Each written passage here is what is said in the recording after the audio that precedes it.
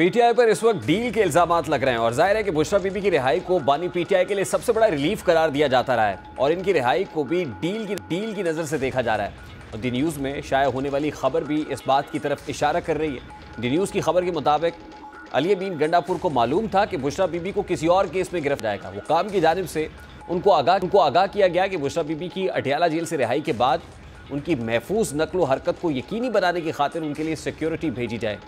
इन ज़राए का कहना है कि अली अमीन गंडापुर को बताया गया था कि बुशरा बीबी को जेल में रखने के लिए किसी और केस में गिरफ्तार नहीं किया जाएगा। ताहम ये मालूम नहीं कि जिन लोगों ने वज़ीर आला खैबर पख्तूनख्वा से रब्ता करके बुशरा बीबी की रिहाई का बताया था उनको अली अमीन गंडापुर ने कोई यकीन दहानी कराई है या नहीं। खबर के मुताबिक पीटीआई के एक रहनुमा ने नाम जाहिर ना करने की शर्त पर यह बताया कि अली अमीन गंडापुर ने उन्हें बताया था कि उन्होंने बानी पीटीआई की अहलिया को 9 माह की कैद के बाद रिहा कराने में किरदार अदा किया था। दी न्यूज़ के मुताबिक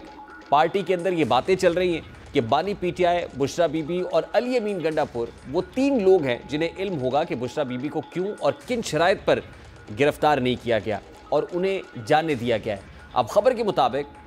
तो बुशरा बीबी की रिहाई किसी डील का नतीजा मालूम हो रही है, लेकिन राजा ने कुछ रोज़ कबल डील की तरदीद करते हुए कहा था कि बुशरा बीबी की रिहाई के हवाले से कोई डील नहीं हुई है। अब बहरहाल हुकूमत तो पीटीआई के साथ किसी भी किस्म की डील की तरदीद कर रही है, लेकिन अली अमीन गंडापुर के बारे में ये कहा जाता है कि वो ताकतवर हलकों के करीब हैं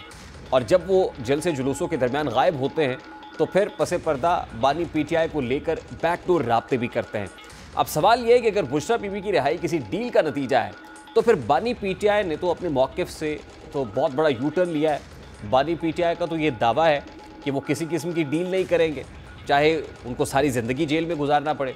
लेकिन फिर एक वक्त आया जब बानी पीटीआई ने ख़ुद भी इस बात का एतराफ़ किया कि उनके जेल में भी इस्टेब्लिशमेंट से राब्ते हैं। तो ऐसे में मुमकिन है कि इस बार कोई डील हुई जिसके नतीजे में बुशरा बीबी को रिहा किया गया हो, और ये भी ऐन मुमकिन है कि अब बानी पीटीआई की सेहत का जवाब बनाकर उनकी रिहाई की भी कोशिश की जा रही हो। लेकिन दूसरी जानिब अली अमीन गंडापुर हुकूमत को ललकारते हुए कह रहे हैं कि अब अगर जेल में बानी पीटीआई से मुतालिक मज़ीद कोई शिकायत मिली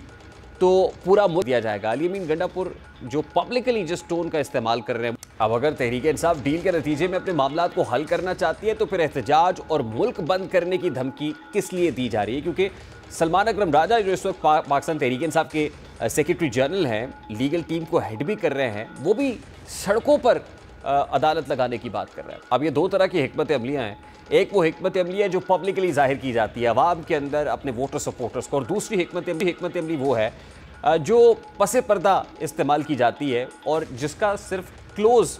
सर्कल को ही पता है, जिसमें अली अमीन गंडापुर भी हैं, जिसमें बुशरा बीबी भी हैं, जिसमें इमरान खान भी हैं। और ये सारी बातें जो पसे पर्दा हो रही हैं, लगता ये है कि इन्हीं तीनों के माबैन है और इन तीनों को पता है कि क्या हो रहा है, किस कॉस्ट पे हो रहा है, क्या कोई कॉम्प्रोमाइज़ की या किसी अरेंजमेंट की या किसी सेटलमेंट की या फिर जिसे उर्फ़ आम में डील कहा जाता है उसमें कोई हकीकत भी मौजूद है।